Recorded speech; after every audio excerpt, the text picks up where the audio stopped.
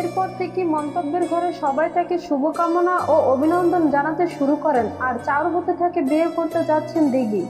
তবে বিষয়টি নিয়ে এতদিন তার কোনো মন্তব্য পাওয়া না গেল নানা নাটকীয়তার পর অবশেষে বিয়ে নিয়ে নিজের অবস্থান পরিষ্কার করলেন দিঘি। 4 জুলাই রাতে নিজের ফেসবুক পেজে একটি ওটিটি প্ল্যাটফর্মে ভিডিওটি পোস্ট করেন দিঘি। বিয়েটা তার নয় উল্লেখ করে অভিনেত্রী লিখেছেন, বিয়েটা কিন্তু প্রিয়ন্তীর।